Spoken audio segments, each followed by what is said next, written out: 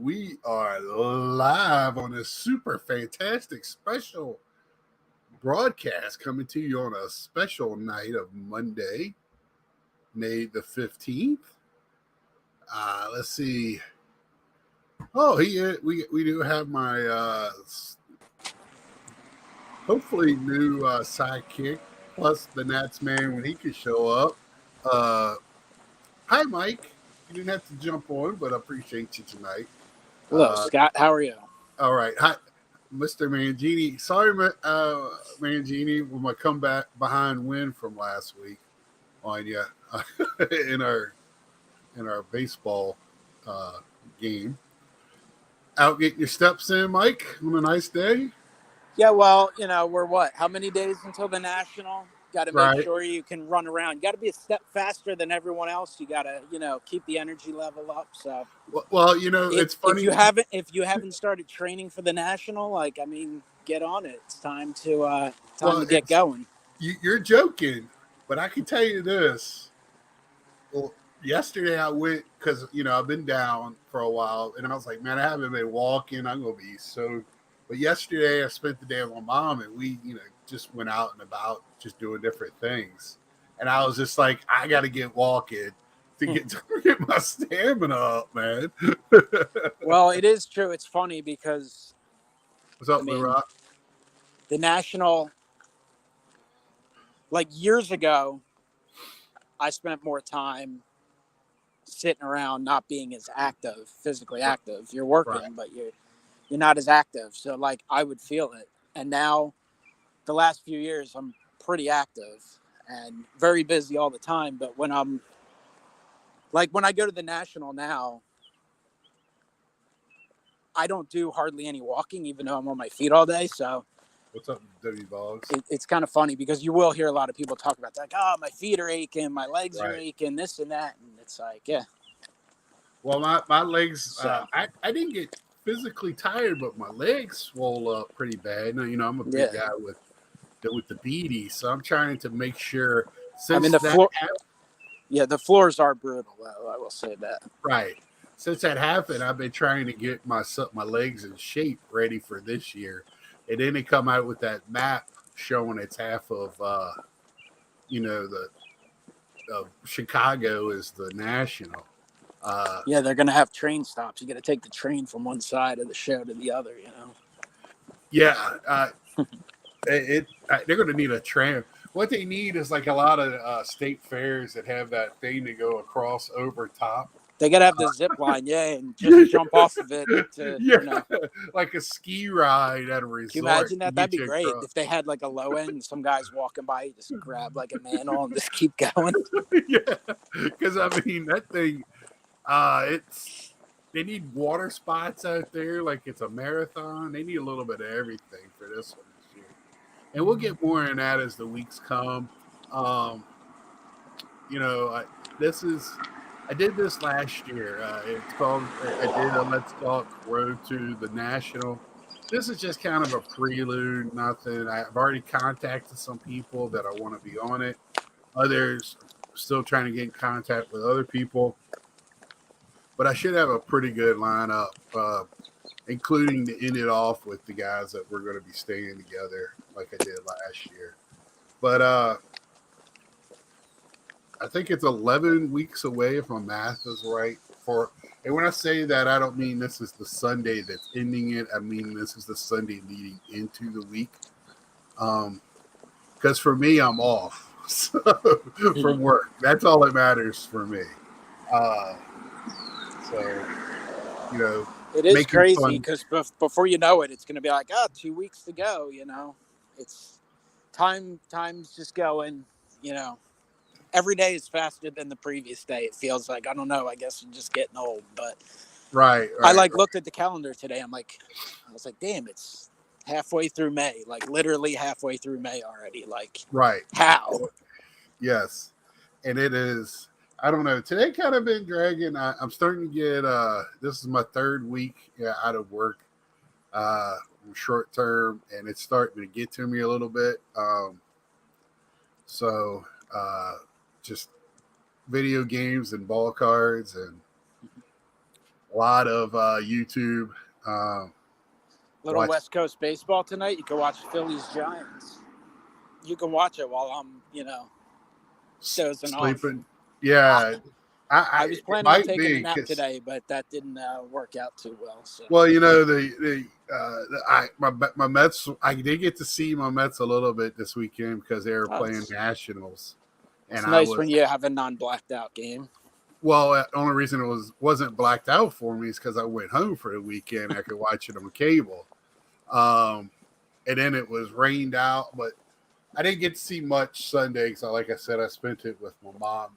Saturday, I was with my stepmom and my sister and my niece and her daughter. I finally got to meet my granddaughter, my grandniece. So that was a Saturday. Was a crazy day. And man, I ain't afraid.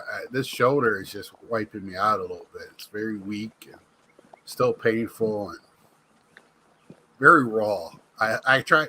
I'm a big man. I got in the floor to plug in something, and I thinking I pushed off my arm to stand up. Oh yeah, I shouldn't have done that. So I can't wait till PT tomorrow with personal training and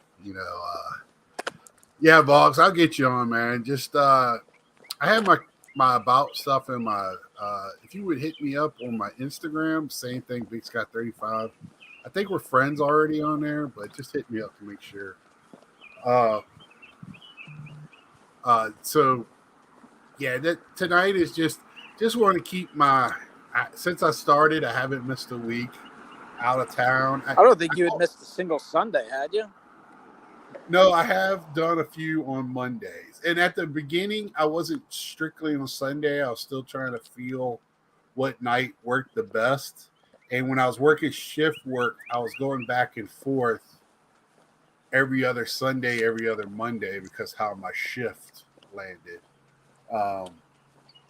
So it was kind of like that. But now Monday through Friday, it's Sundays. But I could have pushed it last night. I got home a little after 9 o'clock last night. But, it is what it is. But so, Mike, here's my question for you. I loved your pickup video you did this weekend. It always hits the spot when you sit there and, collect how you want to collect and all that. Because me and you collect very similar. I think that's how we connect so well. But, like, are you finding yourself watching what you're spending right now leading up?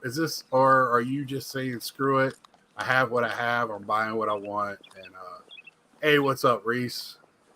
I'm trying not to look into too many things, but if I run into something I don't think I can find again, or I'm unlikely, I won't go above and beyond, but right, I won't not bid on it either.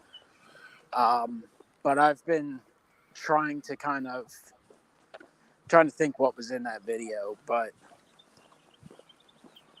well, you picked up. I mean, so, you picked up some so older the stuff. so But the you Robin, said they won't expensive. So the Redman, I got cheap, and that was definitely something that was sitting in the PWCC vault for a little bit. Which I said, "Give me my stuff before you go bankrupt." Right. Yeah. The one was from an auction house, which Michael Shane had REA for some reason. I don't know. I have always had a problem where they haven't approved me, so we'll look at stuff and he'll toss some bids for me. So that came from it. So those are things that I technically purchased a while ago. I just finally got them in hand. And I forget what the other things were. They might have been cheaper. Like the Harper refractor is one of those things. If I run into right, that's the type of thing that will be like $20. And if someone lists one really cheap, I'm just going to grab it. Right. And if you see a buy it now price at a really cheap price, well below what they usually are, you should probably hit buy it now, because then they don't last. Like one night I listed a Spencer Jones Bowman Chrome, first Bowman Chrome on eBay, and I was exhausted, and I listed it for the wrong price. It's supposed to be like $10, and they were selling for $10. I listed at $349. Right. I woke up the next morning, I had 5 offers on it for $2.50, $3. That guy's trying to save a quarter. And of course, someone bought it outright because they got it, $7 cheaper than everyone else had it for. I was like, oh, good on you. And all you guys who were trying to save a quarter when you already were saving $6 or $7, I guess you missed your opportunity. Yeah, Volk's jumping the gun on me before I can even ask it. Mike is I love that Transcendent Harper thing you bought. That thing's awesome, but that was that. I'm sure that was pricey. That's not a cheap set at all. What's that? That was that's not a cheap set at all. Right. And I've been looking at one of those for a while.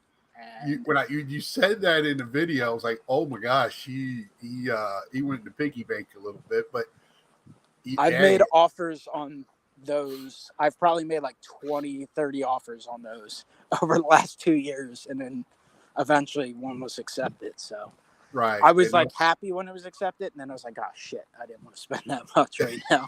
But, yeah, but you got it now. It's behind you. But he's got him on here, and you're a huge Harper fan. I was teasing you when he came back. Micah, what did you think of the Harper Rockies incident? Please let us know what it was to start with. So, I mean, do you want to get kicked off of YouTube, or do you want me to hold? No, dude, I'm not monetized. Nobody's watching me. We cuss on here. So I guess Harper's obviously an emotional player. He's been very emotional this year. He's only played 10 games, maybe less. Yep. But you can already tell the intensity of the team's already picked up. He's been really into it and such. And he has absolutely matured from when he was 19 and 20, no doubt about it. But I know the night before, I guess there were these Rockies fans that just kept taunting him. And I'm sure, players, they don't care if you boo or this or that. I'm assuming these guys were over the top. Probably personal. And listen, I'm a Phillies fan.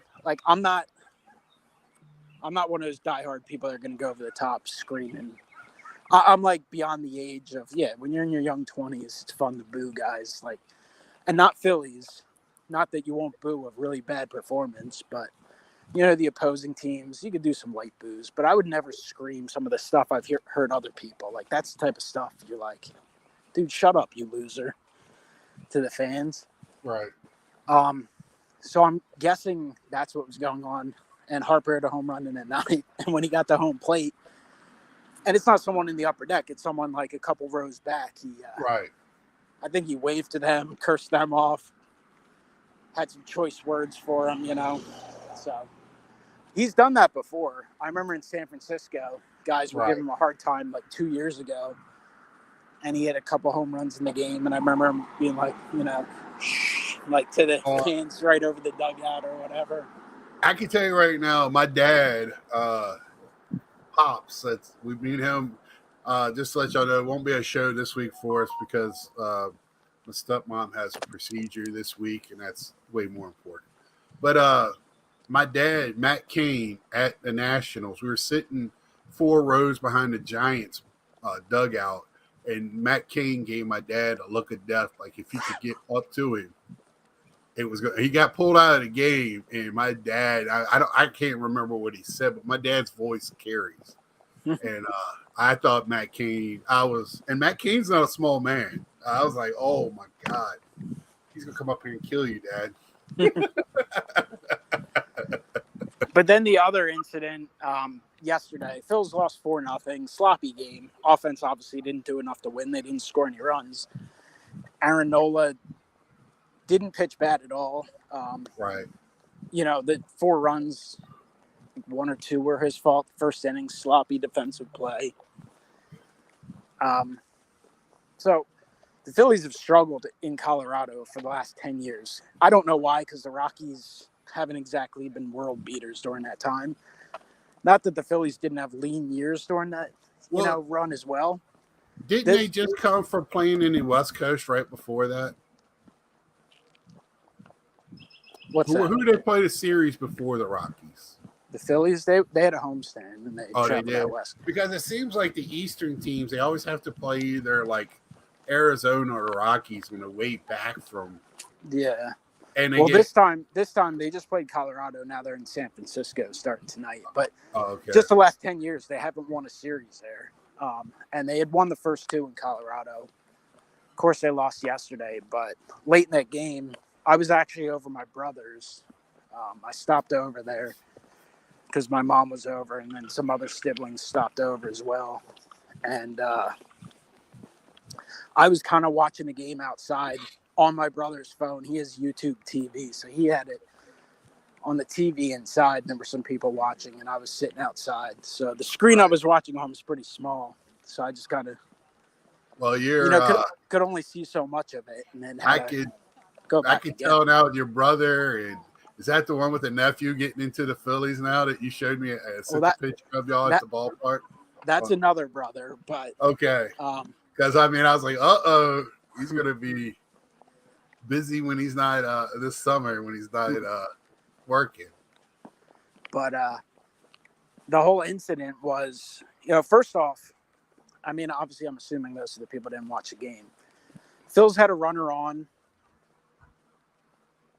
and they're down 4-0 at the time, right? They had a runner on, they got another guy on, and then there was a ball hit that ended up being a double play. But if you actually go back and watch it, the shortstop actually never touched the base at second. So the runner going to second should have been safe. And then the hitter, I believe it was Edmundo Sosa, beat out the throw to first. So it should have been bases loaded, nobody out. Rob Thompson had already been thrown out of the game earlier for an argument. And I guess the bench coach who took over didn't get the challenge in on time. They have a time limit. Right. So they couldn't challenge the play, because you got to speed up the game, even though they spent 10 minutes discussing and arguing about how they couldn't challenge. Well, runner interference can't be viewed anyway. That's what happened in the Mets game. So, that was one thing that took a while. Right. Eventually, Phil's didn't, it ended up being a runner on third, 2 out. They didn't score. And then I guess, I don't remember if it was that same inning. I guess it was that same inning. And the guy who pitched, his name is, what the hell's his name? I already forget. Jake Bird, I think, who I never had heard of. And if I've never heard of a major league player that's bad, like you're literally a nobody, not to, I don't know. What was that? You get attacked by geese out there? No, it was like some random Papa Wheelies going by. That's not something you see right here too often. It's like, what the hell was that? What's up, Paul? So the guy gets out of the inning. The pitcher, I think he threw 20 pitches, 12 balls, 8 strikes. Like, didn't pitch well. Literally lucked into 2 outs. And then he's, it's one thing to be pumped up at the end of an inning. You get out of an inning, right? You pump your fist. You're excited. Right. The emotion's fine. But I believe he looked at the dugout, yelled some nonsense, and then started clapping towards the dugout, like gesturing, like "come on" or there's something more like and that. more of that going on this year.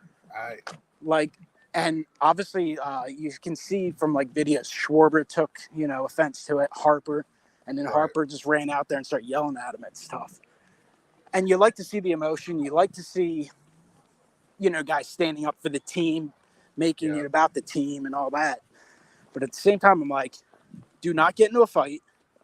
We're worried enough about your elbow with sliding and all those contact plays. No need to get into a fight. So, you're kind of torn because you like to see it. I got to say, I wouldn't mind seeing a few bench clearing brawls in baseball. I'm not saying it's a good thing, but, Sets a good tone. Well, sometimes it's necessary for a team up. And I'll tell you what, I could tell, me and my dad talked about it, when Harper came back, it had a different swagger. That team instantly had a swagger that they didn't have. They were comatose. And as soon as he comes back, they all of a sudden have that Harper bravado, And I'm not talking about young Harper. I'm talking about the one that me and you talk about, that he's been there for the last couple of years, has said, I'm carrying this team. This is my ball. It's hard to believe. I was actually thinking about this. This is how often you spend thinking about baseball. I'm driving earlier and I'm thinking, I guess I was listening to some sports radio or something. And I'm like, damn, this is Bryce Harper's 5th season as a Philly. Like, how? Right. Felt like and he's matured greatly since season. He already started with I really think what's his face, that, gosh, I can't remember his name, that was batting second in the Nationals lineup, was there helping him. And I think when he got to the Phillies, and he almost got him to the playoffs, 3 years ago, and then last year pretty much carried him. And my dad feels like he's like me. He thinks the division is wide open for him right now. Braves have some key injuries. They've had struggles, and the Braves have been so good, but yet they're only 5 games back, I think. Yeah, and Mets just suck. Yeah, so weren't the Mets like well above 500? And then they just weren't they were well above 500 at one point, right? And then they just they were never really well above it. They were. It felt like I don't know. Well, they had a good run when they went to the West early in the Coast. year. You're 3 or 4 games over. It feels like you're well above, even though you're 1 bad streak away from dropping under. They won 7 out of 11 on the West Coast swing, so that made people feel good about them. But I was just like, watch when they come back, and then they play Detroit and then Nationals, and now they just can't beat the teams they're supposed to. No, Harper has evolved a lot. Before we go further, let's everybody have a quick thought or feelings for Bobbles in the Bobbles household tonight. Game 7 of the Kraken in Dallas Stars. That I don't know what's going on, but what the wife loves the Kraken and Bobbles loves the Stars. So. I got the game on, so I feel for that house. I got a question for you, Scott, because and I'm kind of an idiot when it comes to the sport of hockey. Because I got to be honest, I used to pay a lot of attention. I used to watch it and stuff in like the late 90s. When did the Kraken, is this their first year? Were they around last year? No. I knew they were coming. But no, I think I got plenty of hockey guys over here. I want to say I think this is their 2nd or 3rd season in the league. But see, hockey knows how to do it. They just know how to make additions. They know how to make it fair for everyone. It's not so lopsided when you bring in a new team. Post-game streaming for the Bobbles Cows pending outcome. Yeah. That's why I kind of didn't mind going on tonight, because I know he likes to go live on Monday. But I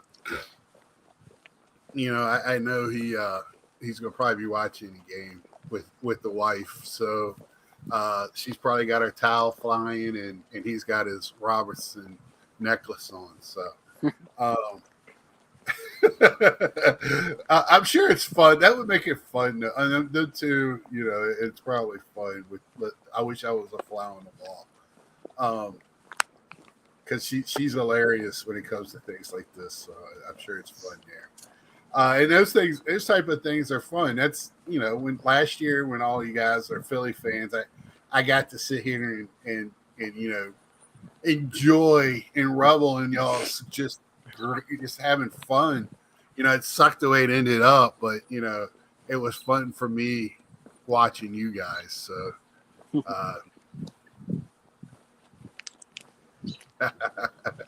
intermission stream, yeah. I might send him a thing at intermission, tell him to jump on if we're still on. But I had another question for you, Mike. For y'all don't know, Mike's with me. I'm going to be doing the road to the National. Hopefully, I'm currently walking to the National. Yeah, Mike's got life things, so hopefully he can be with me. Hopefully we'll have Nats on some of those nights. This is Seattle's 2nd season, according to Dr. Exclusive. I figured it couldn't have been too long. I got quite a few hockey fans, and which I love. The doc helps me out when I post cards and I have questions. That's my go-to guy, and he likes music, so he's a great all-around swell guy. I guess the last thoughts on that Harper thing, just to wrap it up, because otherwise I'm going to be talking to myself in my mind. Right. I think the problem was what Harper, at least of what he said after the game, is when you make it about, the emotion doesn't bother him. It's when you're directing it at our team, at our dugout. And then when you say, come on, and you're confronted, apparently that the pitcher literally left the field and went to the dugout while his team was out there. So it's like Harper politely called him he didn't call worse him than a bitch. like, and they're like, dude, like, if you're going to talk, like, stand around, like, who are you? So I don't know. I can't wait till the day I'm breaking a box of like Series Tour Update and I get a Jake Bird card, because I will definitely rip him during my box break. It's but it is what it is. No one's going to know who it's emotional, and when you start shaking your fist at the other dugout, you start yelling at the other dugout. It's all like Urias against the Padres Sunday night or Saturday night. He's yelling into his glove, walking off the field and all that stuff, after making a big double play to end an inning. Well, a lot of guys are going to do that. Your boy Scherzer, like, that dude talks to himself more than anyone in the world. He's like screaming at himself. I mean, he's gotten into it with other people too, I guess. Well, yeah, but I'm talking about Scherzer, not broken down Scherzer. So, I mean, but, Scherzer, I couldn't even – I drove home. I didn't even listen to the game yesterday. I told my dad, with my quick thoughts on the Mets right now, they're hard to watch. I have difficulty watching them when I do get to see them. I got blacked out for Cincinnati Reds games. Cincinnati Reds got blacked out for my area. That's ridiculous. That was very upsetting for me. I didn't even watch baseball games after that. I didn't care who. I went and I was like, I'm going to watch the Angels game, because that way I can see – Trout and Shohei and weird Mickey Moniak. Yeah, Mickey.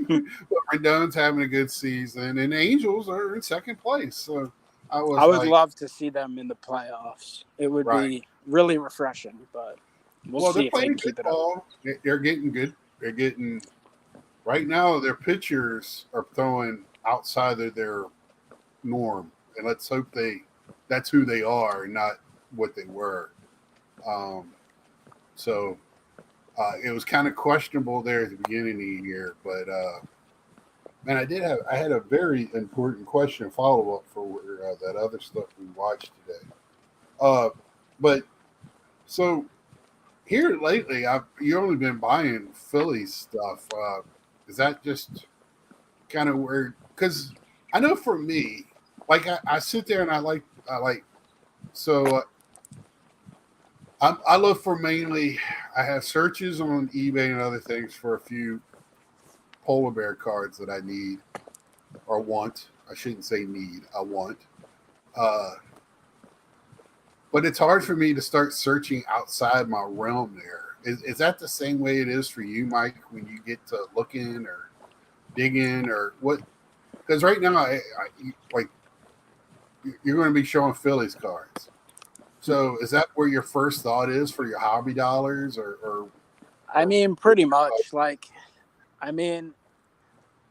don't break as much stuff as I used to, because obviously things are so expensive.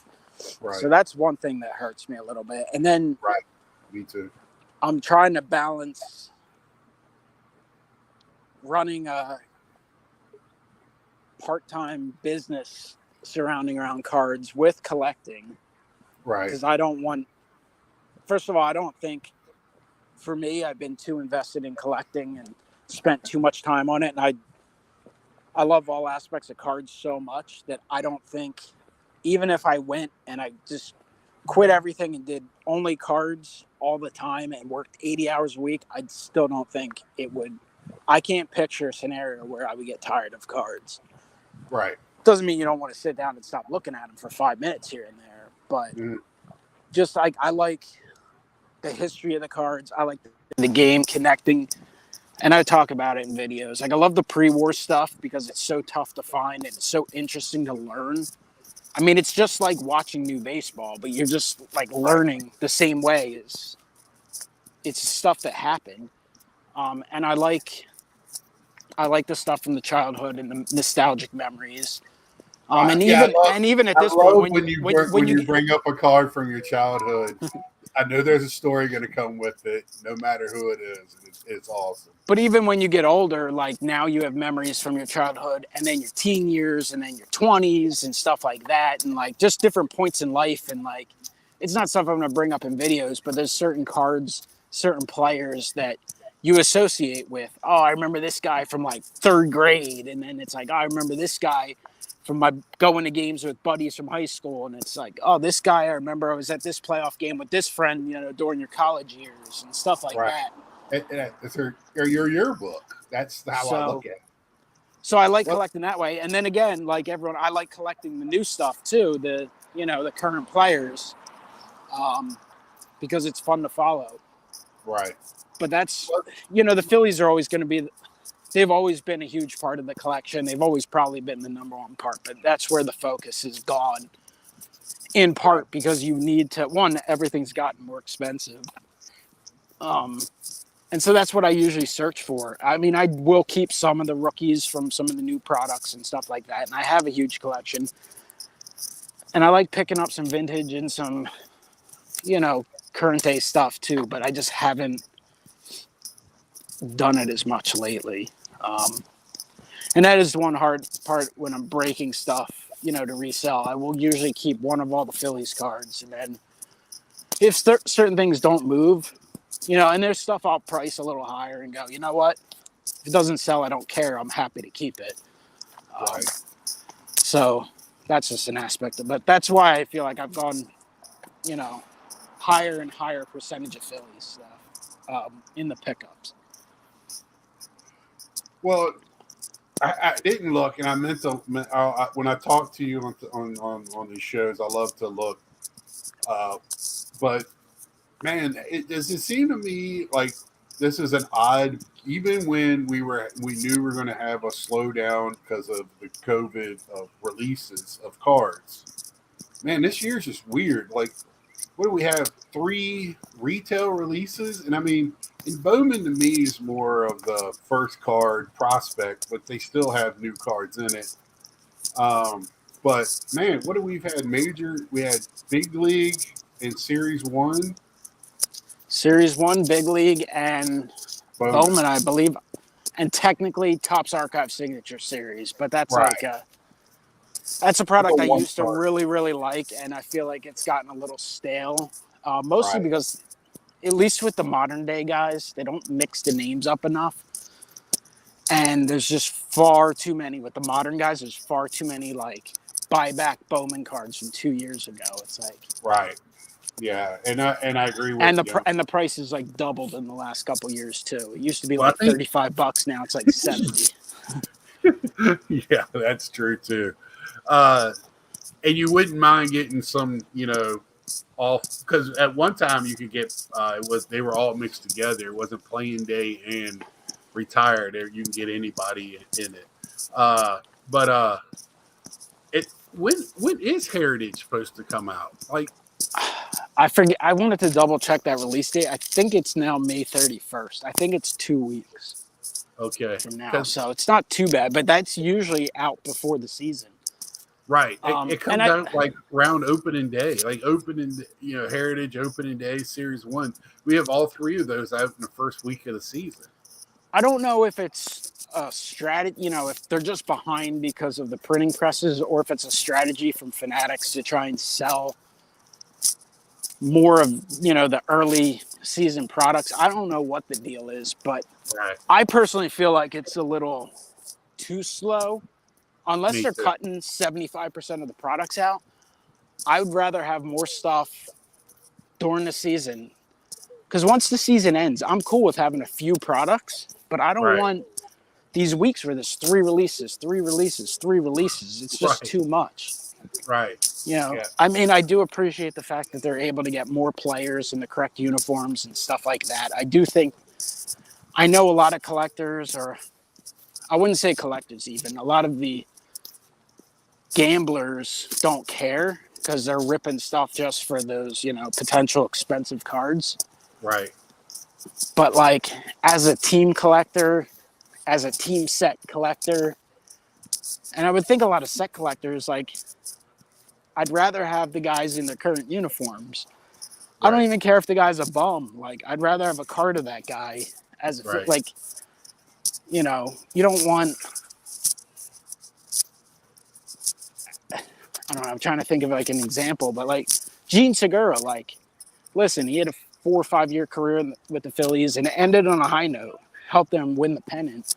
Right. But I've got tons of Gene Segura cards. Like, I don't need them in like 10 different sets this year. Right.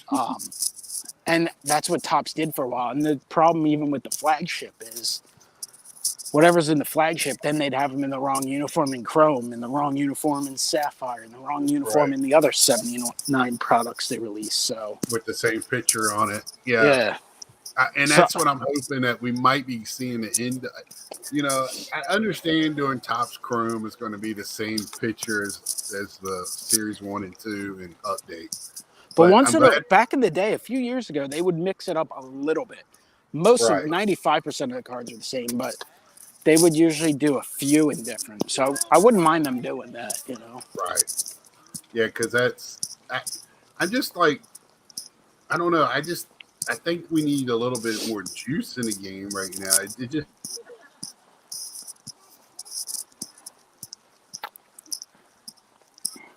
Still there? We frozen.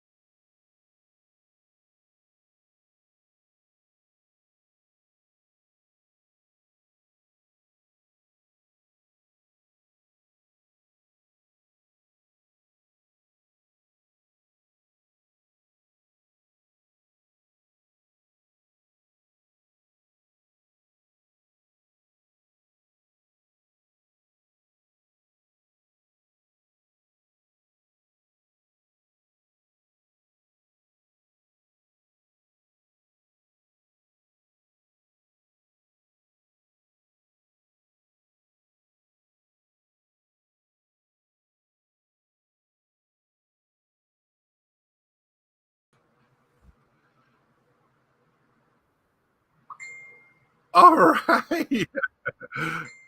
I'm in the house. All right. He's visiting the darkness. Oh, let's see. We got some great chat going on over here on the side. Let's see. Yeah, Dave joins in and crashes everything. Scott's Thanks, frozen. Dave. Yeah, join. Yeah, Dave. Uh, concentration. Man, it got even more dark. Yeah, Mike's in the darkness. I'm hoping to tackle a deer live on camera with you. I figured I froze due to wandering in the dark. Let me message Scott, see what's up. Back, LOL. Welcome back. All right. Yeah, I'm glad y'all kept yourselves entertained. Uh, sometimes, man, it just dropped in my whole place. I did have the hockey game going. Sometimes that messes up, but I can have two games and be playing a game and it won't mess anything up. Dave said, "Hold my beer." Yeah, Dave knocked it straight off. Dave, you know you're going to be doing this here with us in about a month or so. So he's our ringleader for the national. But we were saying, just having some just new blood coming out. Even I mean, there should be. I don't know if they're going to release 3/4 of the products they've released in the past. Spread them out, get some more out a little earlier in the year. Because what's going to happen at some point. It's going to be 2 releases this week, 2 releases the next week, 2 the next week, and that's where you get bogged down with just a little too much. Yeah, and I mean, the big releases is fine. I just want the regular retail, and I don't even really buy retail anymore. I did pull a auto posted on my Instagram. I feel like I saw that in a video too. Didn't you show that off in a video? No, I might have on my Saturday.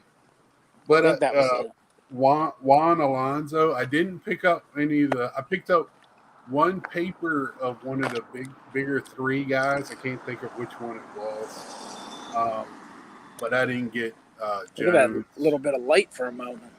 Yeah, there you go. I didn't have Jones or none of the bigger 3. But that's a product you don't know until for years. So you just hang on to it. 2 releases a week, and hey, look, we brought back the 87 design for all of them. That's true, Paul. That's true. I mean, I was sitting there, I text, Carlos. I don't know if he's still on here, but me and Carlos like the wrestling. I was watching his wrestling show with the gentleman that he has on. It's very good if anybody gets a chance, if you like wrestling. And AEW Upper Deck is in the same situation with their hockey and wrestling. Wrestling's even worse. Busting wax and drinking beer, Dave. We're gonna be doing that in a couple weeks. Ordering, the pizzas too. Yeah, the pizza and wherever that hot dog plate, whatever. Yeah, Scott's gonna, have Ed every 10 minutes being, hey, you want to take a ride over there, get another, sandwich or hot dog or whatever the hell he's looking Me and Ed. Yeah, so hopefully we'll have some good stuff from the show. But anyway, I think I'm looking forward to leading up to the show and the shenanigans that we're all together, whatever, at the show. Maybe we'll have to do a few live shows from the place, Yeah. I feel like we might have done it once last year. I don't remember. But last year was so everybody we were moving around so much. Like I took my stuff to do it. We did, and looking over our shoulders every 10 seconds to make sure we weren't going to get attacked by hooligans. Like we didn't want to be like Wesker Griff getting chased down by overzealous fans. No shit, no doubt. That was scary when he told us that. I'm still wondering how it's going to work out where everybody is staying. I'm still hearing a lot of words of people. I don't know if how many people are going or not going to change their minds because of money situations. I'm hearing a little bit of that. But it's more to come. Like I said, we're 11 weeks out. I don't have as much money as I usually do. Moving across the country this year and all that. My job's a little different. What's up, Collector's Dream? I just but I'm still gonna have a good time. It's more about the people you're with, and you want to have a little bit of money to have fun at the show. It's a little bit more fun to buy stuff than it is just to look at things. You're not going to a museum; it just looks like one. That's some of it. But I am. Well, here's one question too, because I've been hearing this quite a bit the last couple of weeks on the new. A lot of people that are going. I didn't really. I saw some last year overpricing, but I don't think it was overpriced because it was at the show. I still think there's overpricing because people don't know where to mark their prices at because of the price market is going on. But do you think people at the national overprice just because it's the national and I mean, I'm sure there's some on things, but right? I just so think there's overpricing at any show, and you got to know what you're looking at to yeah, make sure you're gonna because have they want that to haggle. sometimes. The pre-war stuff, the very, very hard pre-war stuff, there are certain dealers where there's literally only a handful of these cards in existence, and there are certain dealers who only set up at the national, and they absolutely raise their prices every year. And a lot of these guys, I think, are just they want their price or they're happy to die with it. To be quite honest, because they're not young guys. Um, and I kind of question how long they'll be setting up, but we'll see. That's pre-war, but that you can kind of understand because it's like, all right, you can buy this, or you can come back next year Well, because you're it's either going to rare. see that, or That's maybe you'll see it at the that's vintage an stuff. honest rare. There's definitely certain vintage stuff that I'm sure they overprice because they know people go. People flat out say on videos, this year I'm buying a Hank Aaron rookie, or this Right. year I'm buying a, whoever, Koufax, this and that. So guys aren't going to mark them, dirt cheap, and they're going to know what they have. And I'm sure there's a little bit of a local bump with certain things, but I do think the local bump has subsided to a degree in recent years because there's such a worldwide and national market on eBay and stuff. You can obviously get a little bit of a premium for players in their hometown, but it's not a super small local show, so you can only expect to get so much.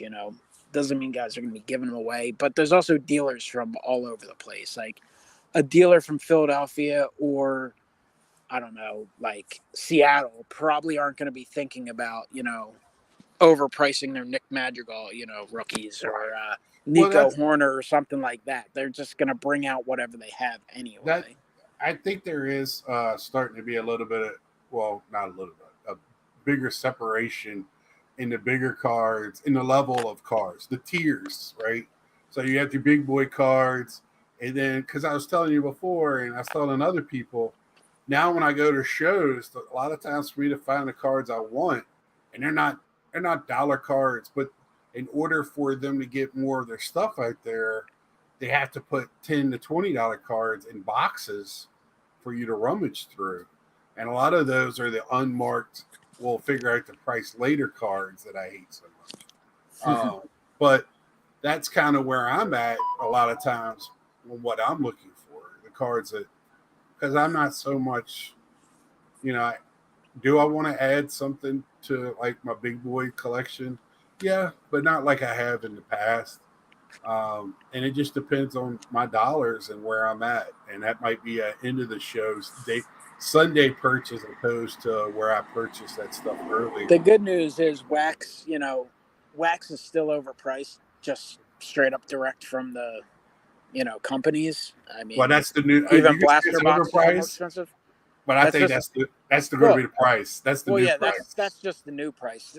The way Right.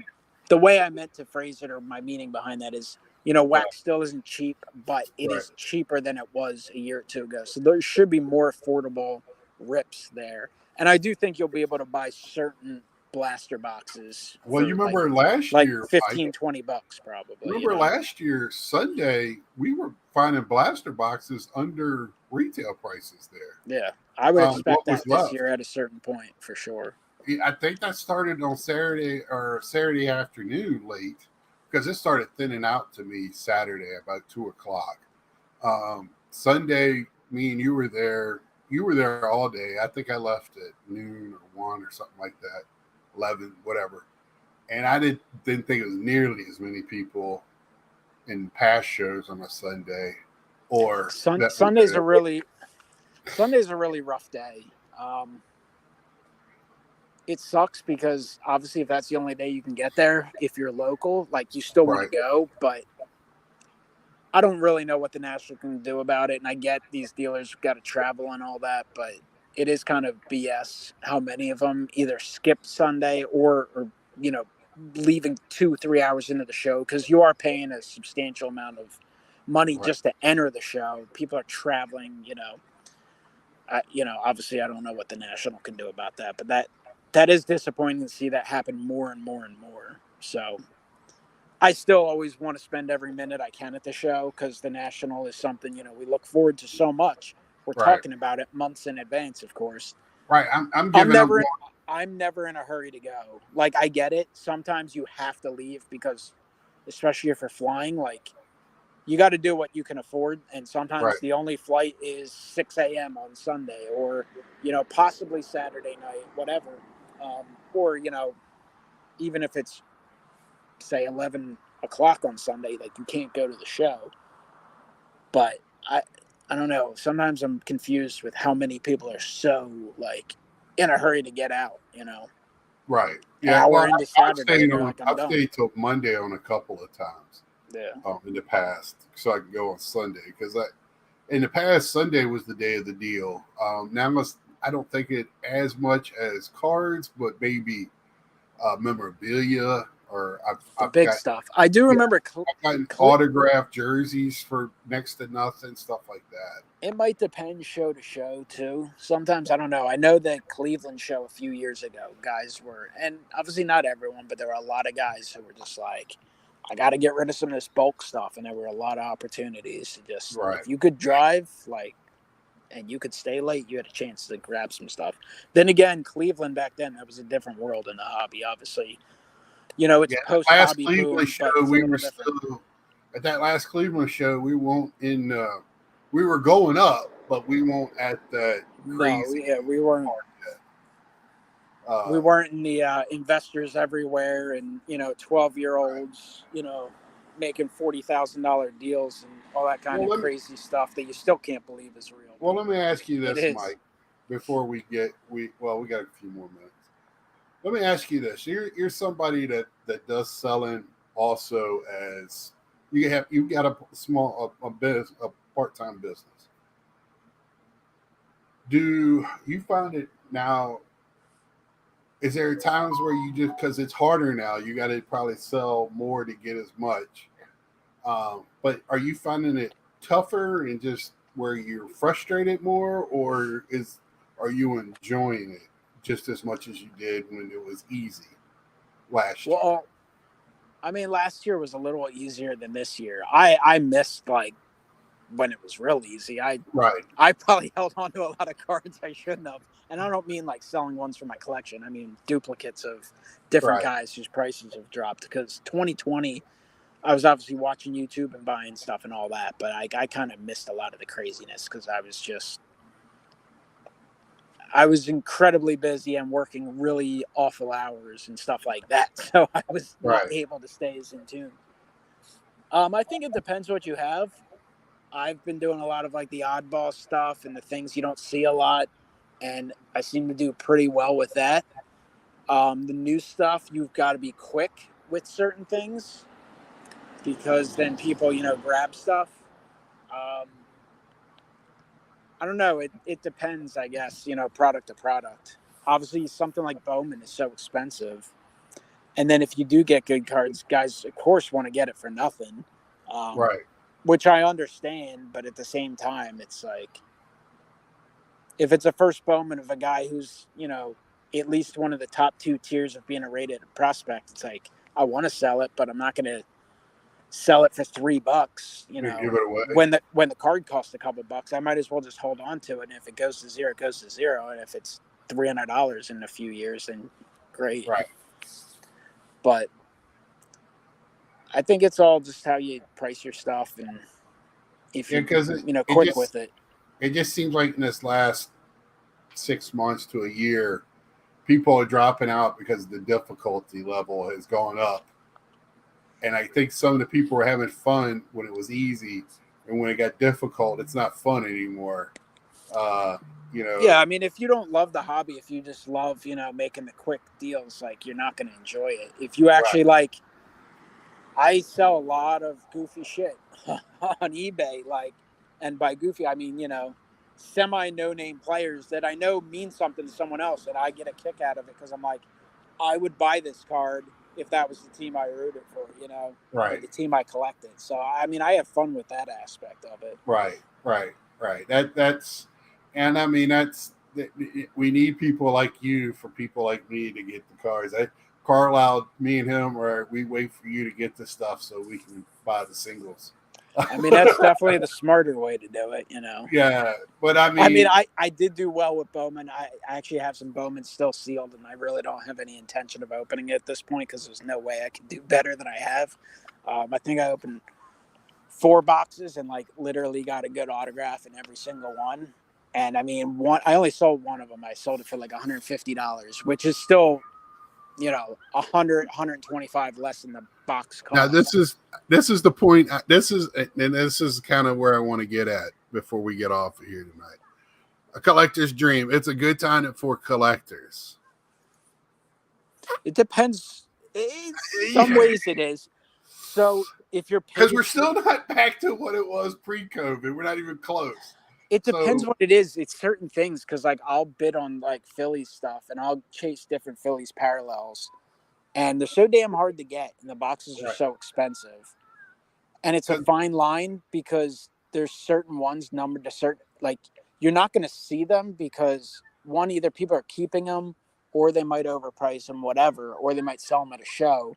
/ there's a lot of stuff that just doesn't seem to be getting opened at the current price. That's the thing I've been saying. But then if you wait, so like with the super short prints out of Top Series 1, at first they were selling very, very high. And I want to get all the Phillies ones for my binder for the team set.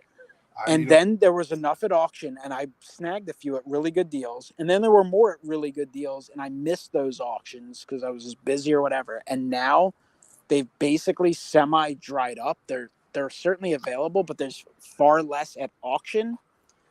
More at buy it nows. The buy it nows are really, really high, and people aren't opening the product at the same rate. So you're not getting fresh listings, and you're just not getting as many auctions. And I mean, if you can find a card you're looking for at auction, that's where you can do really, really well. Because honestly, I don't blame the guys who price their. I'll price cards at a certain price, and then, I'll certainly allow offers, and I'll listen to offers, and I'll make some counters, and eventually I might accept cheaper offers if that's what the market is. And me and you, because he says I collect mostly vintage. You and I both collect vintage. We're not vintage collectors, right? You're more of a vintage collector than I am, but I will buy some vintage. And I look, I'm trying to add to some of my vintage stuff, but I still don't feel like I'm in where I was 4 years ago. Looking at, I think if you're not looking for the super, super big names, I think there's some really good deals to be had. If you're looking for lower level Hall of Fame vintage, Raw is good too. And some of the beat up lower, because I like lower grade vintage. I don't. Right. I'm not saying if I didn't win the Powerball and had $100 billion, I wouldn't buy some high end vintage just because. But at the same time, like, as long as it's pretty well centered, as long as it looks nice, like, I don't really want a card from 1940 or 50 to look like, my Topps Archives card. I don't mind if it has some character to it. Right. I mean, that's Force Off Corner showed some cards this weekend. Congratulations to him. 100 subs year on YouTube. Congratulations to him. He showed a satchel today that was 1.5. Watching it on YouTube, it was beautiful. There's a lot of but you can show me the satchel 53 page, and you can throw it in a blender and I'll still love it. But that's one of my all-time favorite cards, and I'm really happy I picked one of them up, years ago, back before. It is funny every now and then if you search like your old emails or if you print out receipts and just kind of look at some of the stuff you bought, and every now and then you're like, oh shit, I paid $100 for this card. Well, could have saved about $90, but pretty often too you're like, oh, I bought that for $175. gone up 4 times or something like that. That's right. I did see a video where somebody bought a Joe Burrow autograph like for $35,000 in the last. It's been sold and broken out and resold and everything. The last sale was like $4,000. Yeah, And every now and so then he's you trying take to a sell it for beating. 25. What's that? Every now and then you take a beating, but Well, that's what you get to for me, spending $35,000. It's still where he still hasn't done. I mean, you know how I am about new guys. That's where I am with Collector's Dream. I'd rather put that in a vintage card because I know what that guy's already done. Burrow hasn't. I mean, as great as he is, he still hasn't. He's a quarterback who's played in the NFL for 4 years and has plenty of rookies and plenty of autographs. I mean, right. So, but Mike, I appreciate you coming on while you're getting your steps in tonight. Yeah, I dropped off some steps here. I stopped to talk in the light. Yeah. We got you back in the dark there, but as we move on, we get closer and closer to national. We're going to have more and more people come on, chat it up. We're already excited for the national, as you can tell. It's just, get some people on, and really hype. Get ready, because we're coming. We're coming, Chi-Town. It's definitely fun. It's exciting. What's that? It's definitely fun. It's exciting. It's something we all look forward to. I always I try and tell people like I know. I'm like, it's hard to describe because it's like a combination of like. Good, nice, Jeff. Nice. A high school reunion / family reunion / like just getting together with your buddies that you haven't seen in a while because you're all busy and you don't have time. And it's just, even though it's people that you may have met only once or twice, physically in your life, like you just fall in line. Everyone's like-minded and you're talking sports and watching some sports and talking about cards and catching up about other stuff and looking at all this stuff. And I'm sure most people on earth think we're certifiably nuts, but we all have a good time. So certainly looking forward to it. Yeah. And it's the one time where you can talk baseball cards with people. And the first question from somebody is not what's your most expensive card. That's all I heard all weekend. Yeah. What's your most expensive card? What's your most valuable card? Yeah. That's when you just make up stories and be like, oh, I have these 1988 Topps cards. I have the full set. It's worth like $8 million. And then they think they have something. They bring it somewhere and they get offered $1.50. Yeah, Dean's cards. I've heard some horror stories. Well, I'm going to let everybody go. Be back to normal time next Sunday night. I got a couple of people. Hopefully, I'll have one of them on. If not, I got backups. So we'll have somebody on, and then hopefully Mike, and hopefully Nats Man as well. So until next time, like, share, tell a friend. Hi to my new subscribers, and we'll see you.